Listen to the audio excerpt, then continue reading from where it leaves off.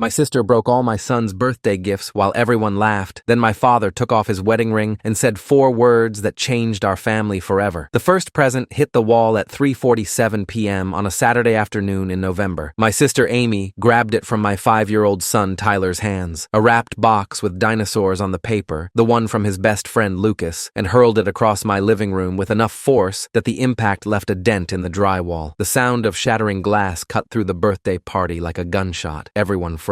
The other kids, the parents, my wife Sarah, even the Paw Patrol music playing from the TV seemed to pause. Tyler's eyes went wide. His mouth opened, but no sound came out. He just stood there, holding the second present, staring at the broken glass and shattered plastic scattered across the floor. Before anyone could react, before I could move, before Sarah could speak, before any of the other parents could process what they'd just seen, Amy grabbed another gift from Tyler's pile, a Lego set, the big one, the $120 Jurassic World set Tyler had been asking for since July. She held it over her head like a trophy and smashed it against the hardwood floor. "Amy, what the hell?" I started toward her, but she was already reaching for another present, a book set, the complete Harry Potter illustrated editions his grandmother, Sarah's mother, had spent months finding at estate sales. She ripped the wrapping off and threw the books, one by one. They hit the coffee table, the couch, the wall, pages tearing, spines cracking. Tyler started crying, not tantrum crying, that silent, shocked crying that comes from complete bewilderment, the crying that happens when a child's brain can't process what they're seeing. My Uncle Jerry, Amy's godfather, 63 years old, wearing a Hawaiian shirt and cargo shorts like he always did, started laughing, actually clapping his hands together. "That's hilarious," he wheezed between laughs. "Amy always knows how to liven things up. Never a dull moment with her around." I turned to look at him, certain I'd misheard, certain this was some kind of joke I wasn't getting, but he was genuinely laughing, tears streaming down his face, slapping his knee. "Oh, come on," my mother said, from her perch on the love seat, waving her hand dismissively. She was holding a glass of white wine, always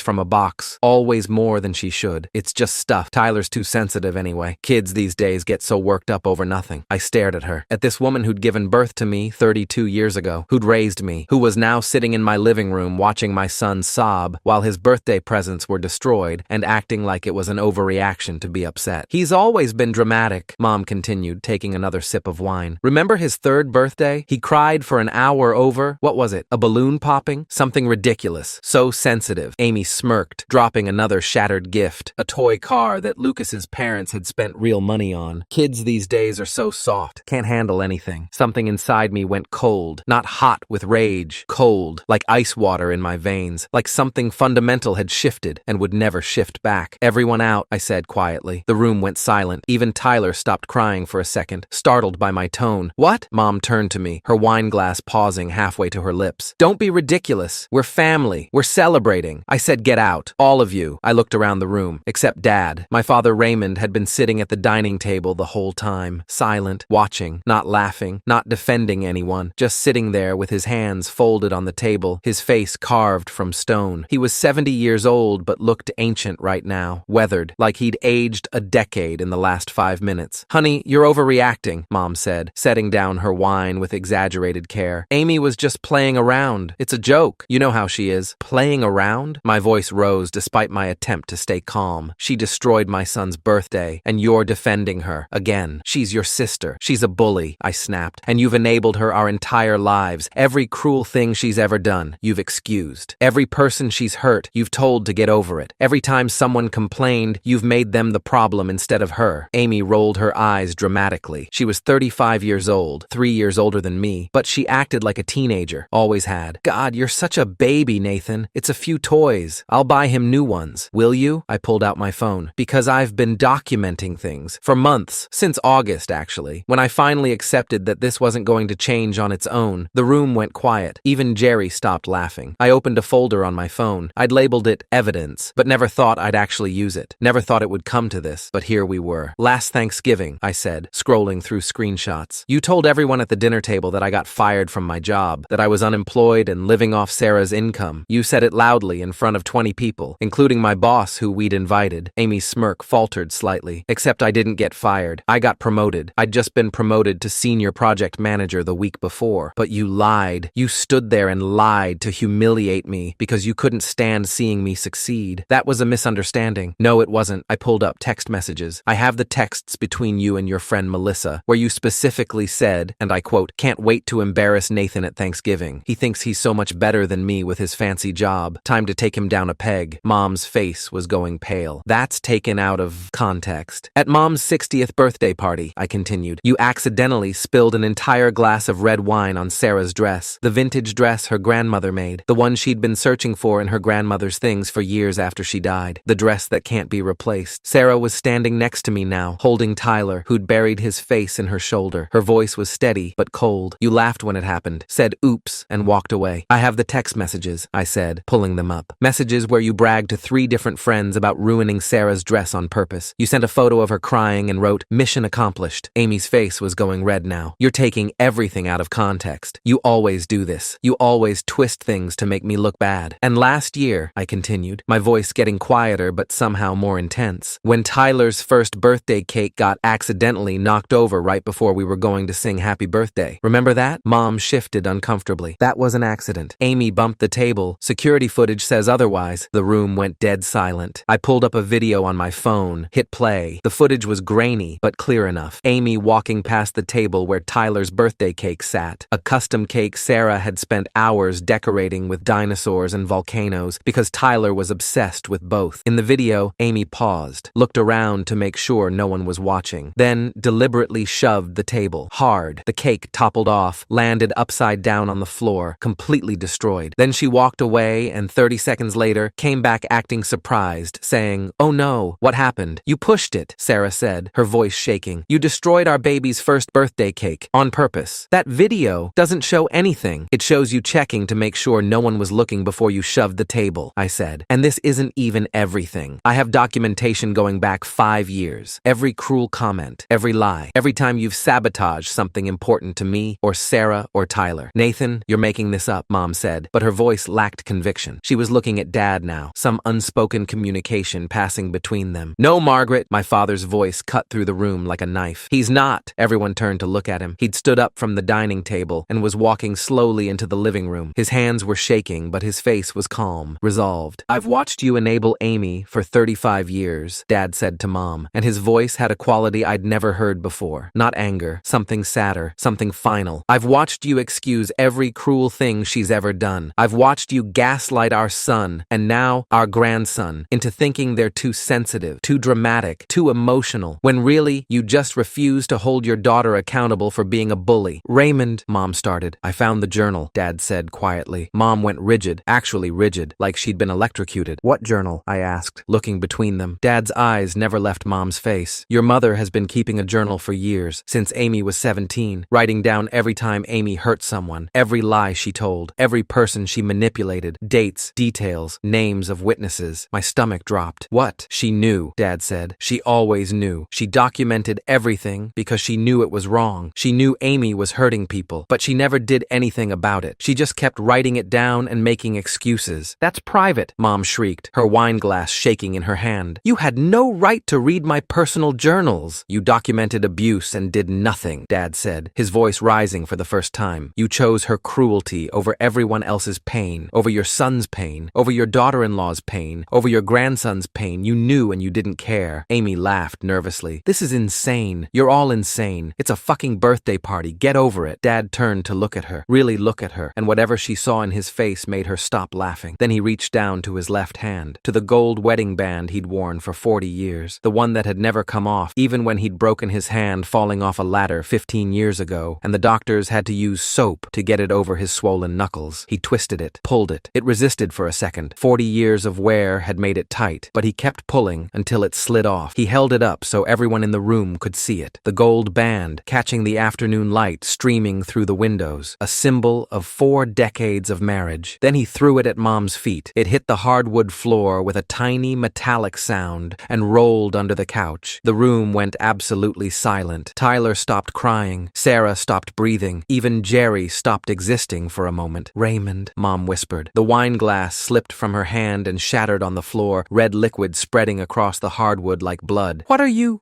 doing?" Dad looked at her with eyes full of something I'd never seen before. Not anger, not sadness, just cold, final certainty. The look of a man who'd made a decision and would not be swayed. "I'm done protecting you. you. 4 words, 4 simple words, but they landed like bombs. What? Mom's voice was barely audible. I'm done, Dad repeated. I'm done pretending this is normal. I'm done making excuses for her. He pointed at Amy. I'm done watching you gaslight our family. I'm done choosing you over what's right. He turned to me and his face softened slightly. I've already contacted a lawyer. Mitchell Barnes, Patterson and Barnes Family Law. 23 years specializing in divorce cases. I met with him 3 days ago, Wednesday at 2 p.m. Divorce papers will be filed Monday morning at 9 a.m. when the courthouse opens. Mom made a sound like she'd been punched in the stomach. I've also been compiling evidence, Dad continued, and now he pulled out his own phone. Everything I could find about Amy's behavior over the years. Text messages. I accessed the family phone plan records going back 7 years. Emails. I still have the login to the family email account you set up in 2008. Security footage. He nodded at the video still playing on my phone. I have footage from our home security system going back 18 months. Witness statements. I've been quietly talking to family members and friends who've been hurt by Amy's behavior. 23 people willing to make formal statements. Amy's face had drained of all color. You can't. I can, Dad said calmly. And I am. Everything's being sent to multiple parties starting Monday. Tyler's school. I won't have him in the same building as Amy when she volunteers there claiming to be his loving aunt. Amy's employer. I think HR at Bradshaw Marketing should know about her pattern of manipulation and cruelty, and anyone else who needs to know who she really is. You're going to destroy her life, Mom shouted, finding her voice again. Over some toys? Over a misunderstanding? This isn't about toys, Dad said. This is about 35 years of abuse that you've enabled, excused, and covered up. This is about watching my grandson cry while his gifts were destroyed and his grandmother laughed. This is about my son documenting his sister's cruelty for months because he knew no one would believe him otherwise. This is about you keeping a journal, proving you knew all along and did nothing. He walked over to where Tyler was still clutched in Sarah's arms. Tyler's face was red and puffy, tear-streaked, confused. Can I hold him? Dad asked Sarah gently. She nodded, transferring Tyler to his grandfather's arms. Tyler clung to him immediately, burying his face in Dad's shoulder. I've booked a room at the Sheraton downtown, Dad said to me, stroking Tyler's back. Room 814. I'll be there until I find an apartment. Bring Tyler whenever you're ready. We'll have our own party, a real one, with presents he can actually keep. He started walking toward the door, then stopped, turned back to face Mom. 4 decades, he said softly. 4 decades I waited for you to choose right over easy, to choose protecting victims over protecting Amy, to choose being a good mother over being an enabling mother. You never did. Not once in 40 years. He adjusted Tyler in his arms. I've spent the last 3 months documenting everything for the divorce proceedings. Dr. Helen Cartwright, forensic psychologist, has reviewed the journal you kept. She's prepared to testify about parental alienation and emotional abuse. I have financial records showing how much money you've given Amy over the years. $87,000 in the last decade alone. Money from our joint savings that you never told me about. I have text messages between you and Amy planning how to handle Nathan when he complained about her behavior. Mom's legs gave out. She sat down hard on the couch. I have recordings too, Dad continued, from the home security system, audio and video. Every time you told Nathan he was being too sensitive. Every time you told him to just let it go. Every time you gaslit him into thinking he was the problem. 6 years of recordings, all time-stamped, all admissible in court. He looked at Amy one last time. And you're not Tyler's aunt anymore. You're nobody. You don't exist to this family. I'm filing a restraining order on Tyler's behalf tomorrow through his school. You won't be allowed within 500 feet of him. Amy found her voice finally. You can't do that. I have rights. You have no rights to my grandson, Dad said coldly. Judge Christina Ramirez, Family Court, has already reviewed the preliminary evidence. She's sympathetic to protecting children from destructive family members. The temporary restraining order will be granted Monday, pending a full hearing. Dr. Cartwright's testimony about the pattern of behavior will be compelling. He opened the front door. Cold November air rushed in. One more thing, Dad said, looking at Jerry, at the cousins who'd been silent, at the uncle who'd laughed. Anyone who stays in contact with Margaret or Amy, anyone who enables this behavior to continue, anyone who tells Nathan he's overreacting or should just forgive and forget, you're choosing sides. And if you choose them, you choose to not be part of Tyler's life. Simple as that. Then he walked out, carrying my crying son, leaving my mother sitting on the couch in shock, my sister standing surrounded by broken toys, and a room full of relatives who suddenly understood that something irreversible had just happened. I looked at Mom, at Amy, at Jerry, who'd finally stopped laughing, at my cousins Diane and Robert, who'd been silent observers. Get out of my house, I said. My voice was steady, calm. All of you. Nathan, please, Mom said, tears starting now. We can talk about this. We can fix this. You've had 32 years to fix this. You chose not to. Now get out. But But get out. Sarah moved to the door and held it open. Waited. One by one, they filed out. Mom stumbling, crying, mascara running. Amy silent now, her face pale, her hands shaking. Jerry muttering about overreactions. The cousins avoiding eye contact. When the last person was out, Sarah closed the door, locked it, put the chain on. We stood in our destroyed living room. Broken toys everywhere. Shattered glass. Torn wrapping paper. A wine stain spreading across the floor. Is Tyler okay? I asked. Your dad has him. He's safe.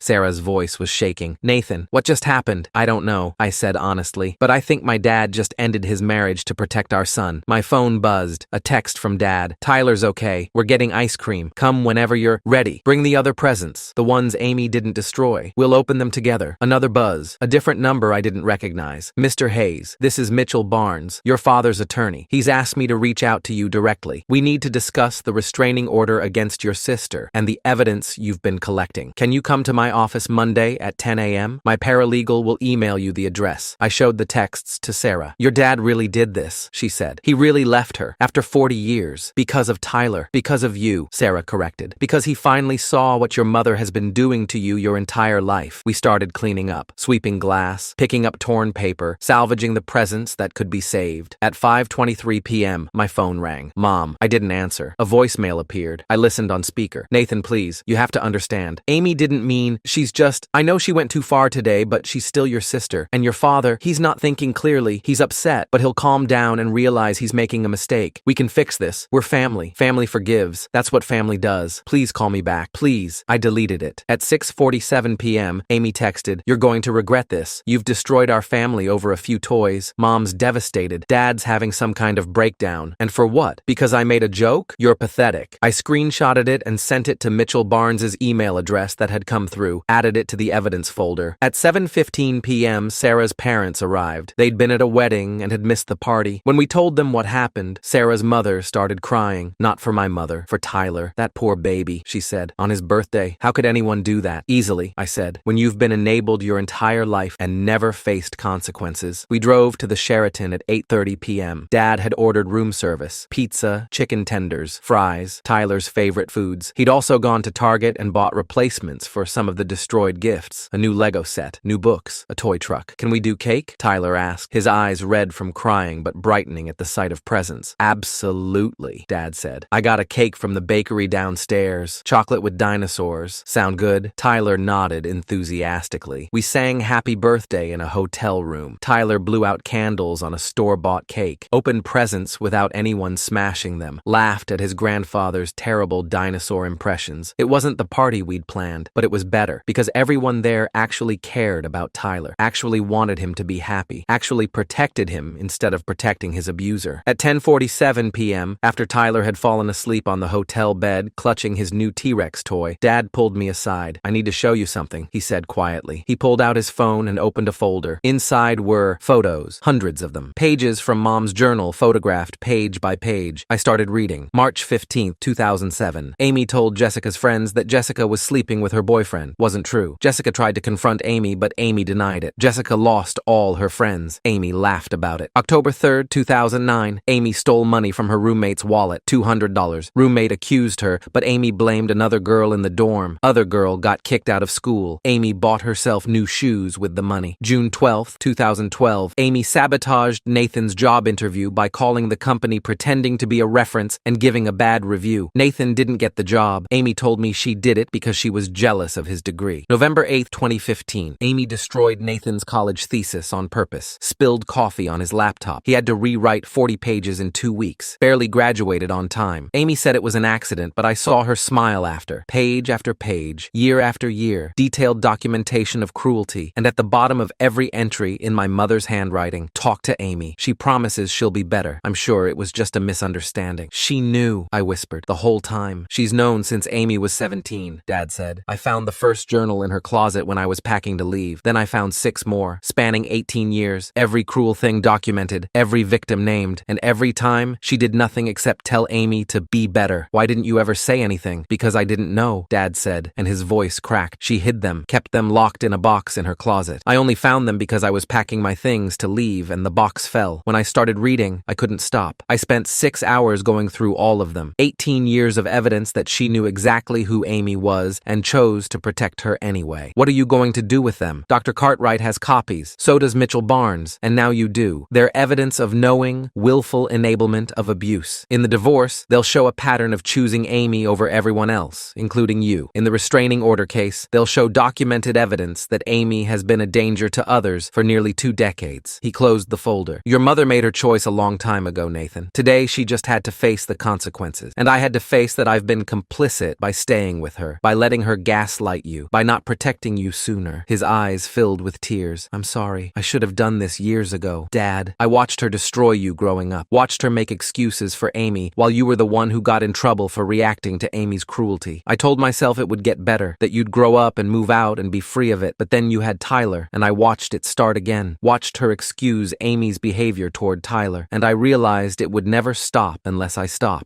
I hugged him, this 70-year-old man who'd just blown up his entire life to protect his grandson. Thank you, I said. Monday morning at 10 a.m., I sat in Mitchell Barnes's office. He was 56, gray hair, wire-frame glasses, a wall full of legal degrees and certifications. Next to me was Sarah. Across the desk was Dr. Helen Cartwright, the forensic psychologist Dad had mentioned. Let's review what we have, Mitchell said, pulling out a thick folder. Your father's divorce case is straightforward. 40 years of documented emotional abuse and financial deception. The journals alone are damning. Add in the evidence you've collected, he gestured to my phone, and we have an ironclad case. What about the restraining order against Amy? Sarah asked. That's where Dr. Cartwright comes in, Mitchell said. Dr. Cartwright leaned forward. She was maybe 60, with kind eyes, but a serious expression. I've reviewed all the documentation, the journals, the text messages, the security footage, the witness statements your father collected. From a psychological standpoint, Amy displays a clear pattern of antisocial behavior with narcissistic traits. The destruction of Tyler's gifts isn't an isolated incident. It's part of a long-term pattern of intentional cruelty. Will a judge grant the restraining order? I asked. Almost certainly, she said. Judge Ramirez is excellent at protecting children from toxic family members. With this level of documentation, I'd be shocked if she denied it. The temporary order will be granted immediately. The permanent order hearing will be in 2 weeks, but Amy would have to provide compelling evidence that she's not a danger to Tyler. Given her pattern of behavior, that's essentially impossible. What about my mother? I asked. She's going to fight this. Let her, Mitchell said. Every time she contacts you, screenshot it. Every voicemail, save it. Every text, document it. The more she harasses you, the stronger your father's divorce case becomes. We're arguing that she prioritized Amy over everyone else for decades, including you and Tyler. The more she defends Amy now, the more she proves our point. Over the next 2 weeks, that's exactly what happened. Mom called 17 times, left 13 voicemails, sent 48 text messages, all begging me to understand, to forgive, to remember that family is forever. I documented everything, sent it all to Mitchell. Amy sent 23 text messages, ranging from apologetic, I'm sorry, I went too far, please let me make it up to Tyler, to threatening, you're going to regret ruining my relationship with my nephew, I'll make sure everyone knows what a vindictive asshole you are, to desperate, mom's a mess, dad's destroying her, all over your overreaction, how can you live with yourself? I documented everything, sent it all to Mitchell. My Uncle Jerry called once to tell me I was tearing the family apart and that real men forgive. I hung up on him and added his number to my blocked list. 3 cousins reached out with variations of, this is awkward, but I'm supporting Margaret and Amy because they're family. I thanked them for clarifying where they stood and told them they wouldn't be hearing from me again. 2 cousins reached out to say they'd witnessed Amy's behavior for years and were willing to provide statements if needed. I connected them with Mitchell Barnes. Sarah's family circled wagons around us. Her parents, her siblings, her aunts and uncles, they made it clear that we were supported. Tyler was protected, and anyone who had a problem with that could take it up with Sarah's father, a gentleman who'd never raised his voice in his life, but who told his brother-in-law, my Uncle Jerry, to go to hell when Jerry called to complain. The restraining order hearing was on November 27th, 11 days after Tyler's destroyed birthday party. Amy showed up with a lawyer, a young guy in an expensive suit who clearly didn't know what he was getting into. Mom was there too, sitting behind Amy, looking like she'd aged 10 years. Judge Christina Ramirez, 54 years old, 22 years on the bench, reviewed the evidence in silence for 15 minutes before speaking. Ms. Hayes, she said to Amy, I've reviewed the security footage, the text messages, the witness statements, and the journal entries documenting your behavior toward your nephew and others. I've also reviewed Dr. Cartwright's psychological assessment. Amy's lawyer stood up. Your Honor, my client admits she made an error in judgment at the birthday party, but an error in judgment, Judge Ramirez repeated flatly. Is that what we're calling the deliberate destruction of a child's birthday? birthday presents while he cried. It was a momentary lapse. A momentary lapse doesn't explain the pattern of behavior documented over 18 years, the judge said. The destroyed cake at his first birthday, the lies told about his father, the manipulation of his grandmother to enable abuse. This isn't a momentary lapse. This is a pattern of intentional cruelty. She looked at Amy. The temporary restraining order is hereby made permanent. Amy Hayes is prohibited from coming within 500 feet of Tyler Hayes, from contacting him directly or indirectly, from attending any school or extracurricular activities where he is present, and from communicating about him on social media. This order is effective immediately and will remain in effect until Tyler turns 18 unless modified by this court. Amy's face crumpled. But he's my nephew. He's a child who needs protection from someone who deliberately hurts him, Judge Ramirez said. The evidence is overwhelming. The journal entries alone are damning. Your own mother documented your cruel behavior for 18 years and did nothing. That's not love. That's enabling abuse. She signed the order. Next case. Outside the courtroom, Amy was crying. Mom was trying to comfort her. They didn't look at us. Dad was waiting in the hallway. He'd attended the hearing, but sat in the back. When we came out, he hugged me. It's done, he said. She can't hurt Tyler again. The divorce finalized 3 months later. Dad got the house. Judge Ramirez ruled that Mom's financial deception, giving Amy $87,000 without Dad's knowledge, and emotional abuse warranted an unequal division of assets. Dad also got his full pension, his retirement accounts, and the car. Mom got her retirement account and enough money to rent an apartment. No alimony. The documented enabling of abuse and financial deception eliminated that. Amy lost her job at Bradshaw Marketing. Someone, I never found out who, sent the company copies of the journal entries showing her pattern of manipulation and cruelty. HR determined she was a liability risk and terminated her employment. She moved in with Mom. Last I heard, they're both living in a 2-bedroom apartment in the suburbs, Amy working retail, Mom working as a receptionist. They tell anyone who'll listen that they're the victims, that Dad and I destroyed their family, that we're cruel and unforgiving. Most people don't listen. Most people have seen the evidence, heard the stories, made up their own minds. 6 months after Tyler's birthday, we had another party, a do-over, at a park this time with all of Tyler's friends, Sarah's family, my dad, and the cousins who'd reached out to support us. Tyler blew out candles on a dinosaur cake, opened presents that no one destroyed, played on the playground until he was exhausted and happy. Dad brought him a special present, a photo album with pictures from throughout Tyler's life. Every birthday, every holiday, every milestone. So you always remember, Dad said, that you're loved, really loved, by people who would never hurt you, who would protect you from anyone who tried. Tyler hugged him. I love you, Grandpa. I love you too, kiddo. That night, after Tyler was asleep, I found Dad sitting on our back porch. He looked older now, more tired, but somehow lighter too, less burdened. Do you regret it? I asked. Leaving her? Ending a 40-year marriage? He thought for a long time. No, he said finally. I regret not doing it sooner. I regret letting you grow up thinking you were the problem. I regret not protecting you the way I should have. But leaving her, standing up for Tyler, that's the best thing I've done in years. She calls me sometimes, I said. Leaves voicemails. What does she say? That I'm keeping her from her grandson. That she's sorry but I'm overreacting. That Amy's changed and deserves another chance. That you've brainwashed me. And what do you think? I think some people are more committed to being right than to being good. I think some people will protect their favorite child even when that child is destroying everyone around them. I think some people can't be fixed because they don't think they're broken. Dad nodded, slowly. Your grandmother, my mother, used to say something. You can't set yourself on fire to keep someone else warm. Your mother spent 4 decades doing exactly that with Amy, setting everyone else on fire to keep Amy warm. And when I finally said no more, when I finally chose you and Tyler over her comfort, she acted like I was the villain. Are you happy? I asked. He smiled. It was a sad smile, but genuine. Happier than I've been in 20 years. I wake up every morning and don't have to watch someone I love get hurt and make excuses for it. That's worth the price of admission. A year after Tyler's destroyed birthday party, he turned 6. We had a small party at home with close friends and family. Dad was there, of course. Sarah's family, the cousins who'd stood by us. Tyler opened presents carefully, savoring each one. Halfway through, he stopped and looked at me. Daddy, is Aunt Amy going to break my presents? My heart broke a little. No, buddy, she's not here, and she's never going to hurt your presents again. Good. He went back to opening gifts. Later, Sarah found me in the kitchen. He asked me the same thing last week, she said quietly, when we were shopping for party supplies. He asked if Aunt Amy was invited. When I said no, he looked relieved. He's 6 years old, and he's relieved that his aunt isn't coming to his birthday party because he's afraid she'll destroy his things. I know. That's what Mom enabled. That's what she protected for 18 years. A person who makes children afraid. And your dad stopped it, Sarah said. He blew up his entire life to stop stop it. That's love, Nathan. Real love. Not the twisted version your mother calls love. I thought about that. About the difference between real love and the performance of love. About protecting the comfortable lie versus facing the uncomfortable truth. Yeah, I said. That's real love. 2 years after the birthday party destruction, Dad came over for Sunday dinner. He'd been dating someone, a widow named Patricia, who laughed easily and didn't make excuses for bad behavior. They seemed happy. Tyler was 7 now, thriving in 2nd grade, doing well in soccer. He still had nightmares sometimes about his 5th birthday, but less frequently. His therapist, Dr. Raymond Keller, child psychologist, 12 years specializing in family trauma, said that was normal and improving. "How's your mother?" Dad asked as we did dishes after dinner. He always asked, even though he'd made it clear he had no intention of reconciling, still calling occasionally, still sending cards on holidays, still insisting she's the victim. And Amy? No idea. I have her blocked everywhere. Last I heard from someone, she'd moved to Seattle, working as a bartender, still blaming everyone else for her problems. Dad was quiet for a moment. Then, "Do you think she'll ever change?" "No," I said, "because she'd have to admit she was wrong first, and people like Amy never admit they're wrong. It's always someone else's fault. Someone else overreacted. Someone else didn't understand. Your mother's the same way." "I know." He dried the last plate and set it in the cabinet. "You did good, you know, protecting Tyler, documenting everything, standing up to them when it would have been easier to just let it go. You did good too," I said, "taking off that wedding ring, walking out, filing for divorce. You didn't have to do that." "Yes, I did," he said simply, "because some things are more important than 40 years of history. Some things matter more than avoiding conflict, and my grandson being safe matters more than my wife's feelings." That night, after Dad left, after Tyler was asleep, after Sarah had gone to bed, I sat in our living room, in the same spot where 2 years ago, my sister had destroyed my son's birthday presents while my family laughed. My phone buzzed, a text from an unknown number. I almost deleted it, but something made me open it. "Nathan, this is Mom. I got a new phone because you blocked my old number. I just want to say that I've been thinking about what happened, about what Dad said, about the journals he found. I know you probably won't believe me, but I'm sorry. I'm sorry I chose Amy over you. I'm sorry I made excuses. I'm sorry I didn't protect you. I don't expect forgiveness. I just wanted you to know that I see it now. What I did, what I enabled, and I'm sorry. I read it 3 times, then I deleted it. Because some apologies come too late, some damage can't be undone, some relationships can't be salvaged, and some people deserve to live with the consequences of their choices. I blocked the new number and went to bed, sleeping soundly in a house where my son was safe, my wife was happy, and the people who'd hurt us couldn't reach us anymore. That was enough. More than enough. That was everything.